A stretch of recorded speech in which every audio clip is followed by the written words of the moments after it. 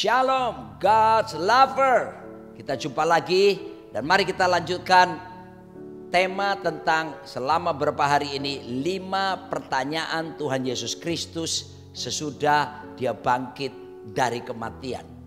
Ya, kita akan mulai dengan pertanyaan yang pertama yang Yesus sampaikan dalam Injil Yohanes 20 ayat ke-15.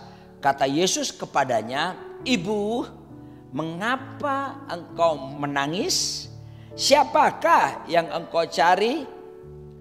Maria menyangka orang itu adalah penunggu taman, lalu berkata kepadanya, "Tuan, jikalau Tuan yang mengambil dia, katakanlah kepadaku di mana Tuan meletakkan dia supaya aku dapat mengambilnya."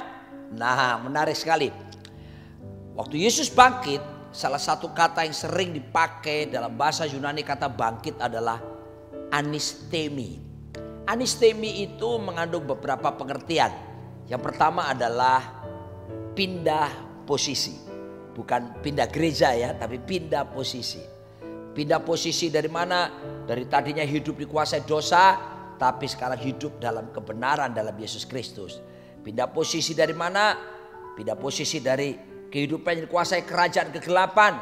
Lalu kita berpindah dengan kehidupan yang dipimpin oleh kerajaan terang, kerajaan Allah tentunya. Kehidupan yang hanya beragama Kristen belaka, pindah posisi menjadi kehidupan yang dikuasai oleh pemerintahan kerajaan Allah dalam kehidupannya. Nah, dalam keadaan sesudah dia bangkit ini, seorang wanita Maria Magdalena tentunya datang ke kuburan dan dalam kesedihannya yang berlebih-lebihan tersebut, dia tidak bisa melihat bahwa sesungguhnya seseorang yang dijumpai di taman tersebut adalah Tuhan Yesus Kristus sendiri. Dan dia mengira bahwa itu adalah penunggu taman tersebut. Dan kemudian pertanyaan Yesus ajukan adalah, "Ibu, mengapa engkau menangis? Siapa yang engkau cari?" Maksud apa pertanyaan ini? Sama juga, ini pertanyaan datang kepada kita semua yang menunjukkan kepada prioritas hidup kita. Apa yang menjadi puncak pencaharian dalam hidup kita?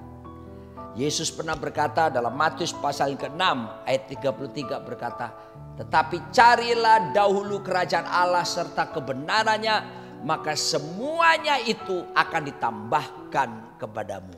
Ingat baik-baik ya, Cari dahulu kerajaan Allah. Seek first the kingdom of God. Seharusnya kerajaan Allah bukan sekedar menjadi prioritas, tapi must be our top priority. Menjadi prioritas puncak di dalam kehidupan setiap kita. Dan kalau kita mengedepankan pencarian kerajaan Allah, maka Tuhan berjanji semuanya akan ditambahkan kepadamu. Bicara tentang apa? Pemeliharaannya atas kita. Kebutuhan makanan, kebutuhan minuman, kebutuhan pakaian dalam konteks tersebut, Matius pasal 6 tersebut. Semuanya akan diberikan, bahkan ditambahkan kepada setiap kita. Dan Tuhan bahkan menjamin kalau kita memprioritaskan menjadi prioritas puncak, menjadikan nomor 1 dalam hidup kita, yaitu kerajaan Allah, yaitu pemerintahan Tuhan yang berlaku bukan cuma untuk hal-hal yang rohani seperti ibadah, pelayanan, tapi kita izinkan Yesus jadi raja, memerintah di seluruh aspek hidup kita, termasuk aspek kejiwaan. Di pikiran kita dia menjadi raja, di perasaan kita dia menjadi raja, di kehendak kita dia menjadi raja.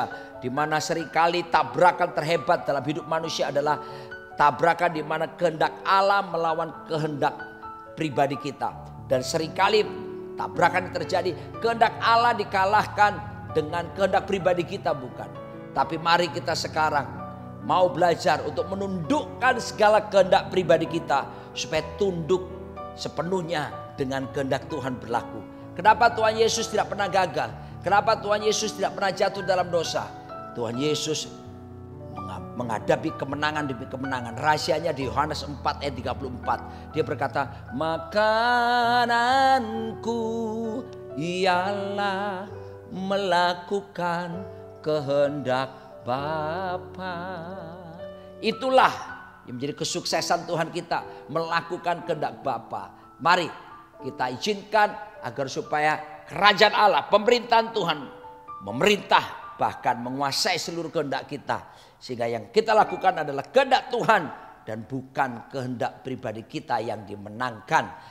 Lalu demikian pula dalam tubuh kita, izinkan kerajaan Allah menguasai tubuh kita. Sehingga kita menjaga pola makan kita. Kita pun berolahraga dengan baik secara teratur. Pola istirahat kita yang cukup. Sebab tubuh ini bait Allah, Roh Kudus diam di dalamnya. Saudara kasih Tuhan, ketika saya sakit COVID Maret 2020, belum ada obat, belum ada vaksin. Waktu itu Roh Kudus menegur saya bahwa untuk melindungi kamu daripada yang jahat itu urusanku. Tapi untuk melindungi kesehatanmu urusanmu sendiri. Sebab itu mari kita jaga hidup kita sendiri. Biarkan pemerintahan Tuhan menjadi nomor 1 dalam diri kita. Dan jaminannya adalah gak perlu khawatir apa yang kita makan, apa yang minum, apa yang kita pakai. So Tuhan berkata semuanya akan ditambahkan kepada setiap kita. Kesusahan sehari cukup sehari. Kesusahan esok punya kesusahannya sendiri. Oke, bersama-sama kita jawab pertanyaan siapa yang kamu cari. Mari kita akan menjawab yang saya mau cari di dalam seluruh kehidupan saya. Seumur hidup saya adalah saya mau kedepankan untuk mencari dahulu kerajaan Allah. Mengizinkan pemerintahan Tuhan berkuasa penuh di dalam hidup kita, dalam roh kita, dalam jiwa, pikiran, perasaan, kehendak kita. Dan di dalam tubuh kita. Dengan demikian totalitas hidup kita ini menjadi pelaksana kehendak Tuhan. Haleluya. Kita berdoa. Berkati umat-Mu Tuhan, tujukan pandangan kami supaya kami lebih dahulu memprioritaskan dalam segala sesuatu kerajaan-Mu, pemerintahan-Mu di seluruh aspek kehidupan kami. Bukan cuma urusan rohani, tapi kejiwaan kami, urusan jasmani kami. Yesus harus jadi raja di situ, memerintah total dan membawa kami semua menjadi pelaksana kehendak-Mu yang luar biasa. Terpujilah nama-Mu dan aku lepaskan berkat kepada umat-Mu. Dalam berkat Allah Bapa, Allah Putra, dan Roh Kudus. Amin. Bagi Anda semuanya yang terberkati dengan siaran ini, jangan lupa Anda share kepada banyak orang. Tuhan Yesus memberkati.